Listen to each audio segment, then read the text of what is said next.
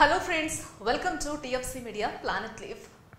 Hallstatt ఆస్ట్రియాలోని ముండెన్ జిల్లాలో ఉన్న అతి పురాతనమైన ఉప్పు గని 1997లో ప్రపంచ వారసత్వ సంపదగా గుర్తింపు పొందిన ఈ ప్రదేశం పర్యాటకులను ఆకర్షించడంతో పాటుగా చరిత్రకారుల పరిశోధనలకు గమ్యస్థానంగానూ మారింది.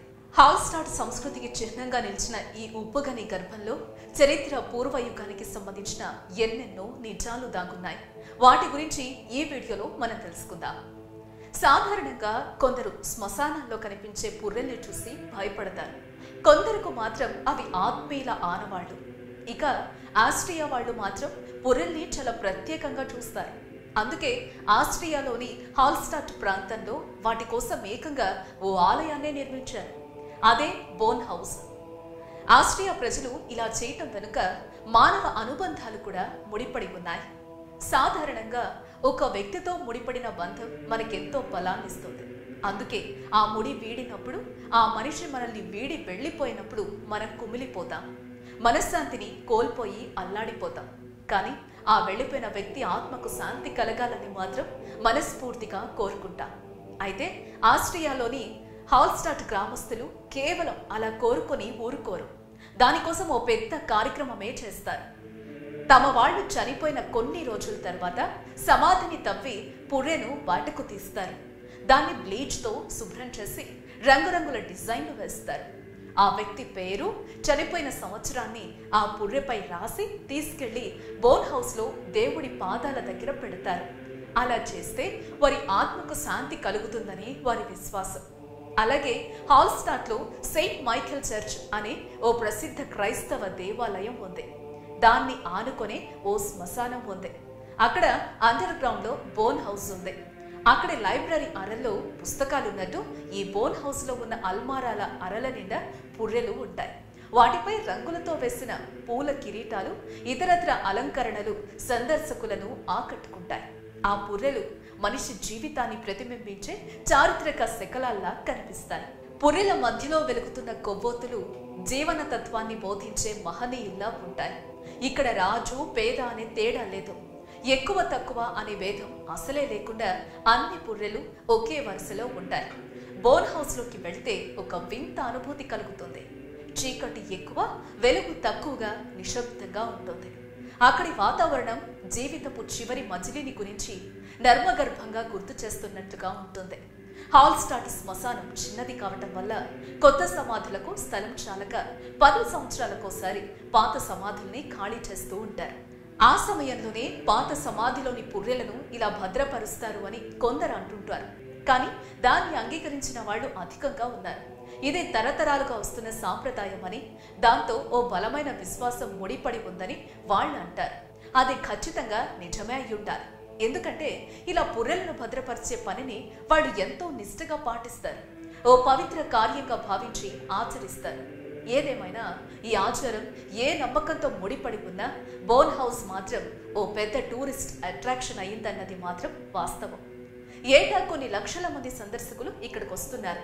మరణించిన తమ వాళ్ల ఆత్మలు కూడా శాంతించాలని ప్రార్థిస్తున్నారు. ఇక అక్కడి పుర్రెలపై మరణించిన సంవత్సరం కూడా రాయటం వలన చరిత్రకు చెందిన ఎన్నో ఆధారాలు బయటకొచ్చాయి. దీనికి సంబంధించి పురావస్తు శాస్త్రవేత్త హాన్స్ రెస్టెటర్ పలు ఆసక్తికర విషయాలు వెల్లడించారు.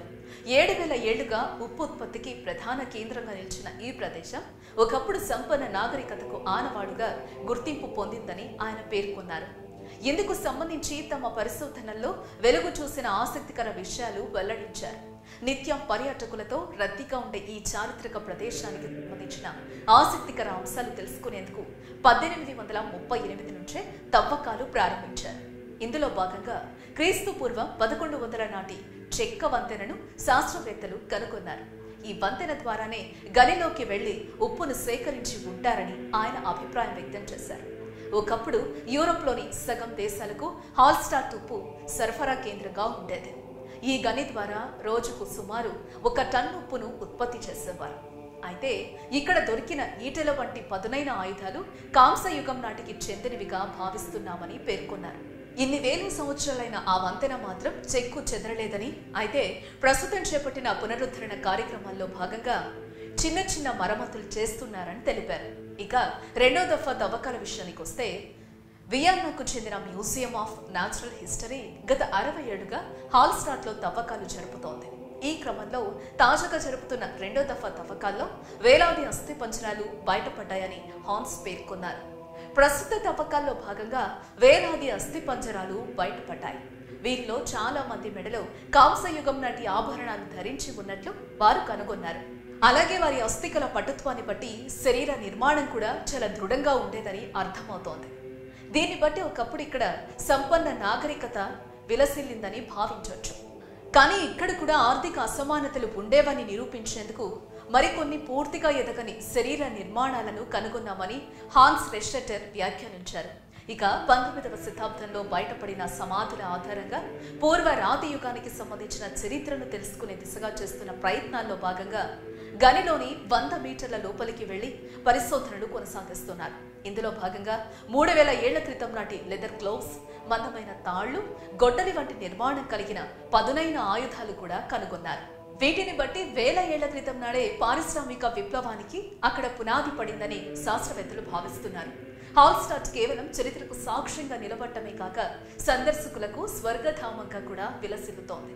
సముద్ర మట్టం నుంచి 800 మీటర్ల ఎత్తులో ఉన్న ఈ సహజ సిద్ధమైన సరస్సును, అందులో నిక్షిప్తమైన ఉప్పుగని సందర్శించేందుకు ఏటా లక్షల మంది పర్యాటకులు వస్తూ ఉంటారని ఎగువ ఆస్ట్రియా గవర్నర్ థామస్ స్ట్రెల్జర్ అన్నారు. వీరిలో ఎక్కువ మంది ఆసియా నుంచి వచ్చే వారి సంఖ్య అధికంగా ఉంటుందని పేర్కొన్నారు. హాల్స్టాట్ సంస్కృతికి చిహ్నంగా నిలిచిన ఈ గని ద్వారా ఏటా 2,50,000 టన్నుల ఉప్పును ఉత్పత్తి చేయనున్నట్లు ఆయన తెలిపారు. ప్రకృతి అందాలకు నిలయంగా విలసిల్లుతున్న ఈ చారిత్రక సంపదను రక్షించుకోవడం తమ కర్తవ్యమని వ్యాఖ్యానించారు. మొత్తానికి ఒక ఉప్పు గని చారిత్రక నేపథ్యానికి సాక్ష్యంగా మిగలటం ఒక హాల్స్టాట్ కి దక్కిన ఘనతగా చెప్పుకోవచ్చు. సో ఇది ఫ్రెండ్స్, ప్రపంచంలోని అంతు చిక్కని రహస్యాల గురించి మేము మీకు అందిస్తున్న సమాచారం. మీకు ఈ వీడియో నచ్చినట్లయితే లైక్ చేయండి, షేర్ చేయండి. ఇలాంటి మరిన్ని ఇంట్రెస్టింగ్ విషయాలు తెలుసుకోవడానికి మీరు మా ప్లానెట్ లిఫ్ ఛానల్ సబ్స్క్రైబ్ చేయడం మర్చిపోకండి.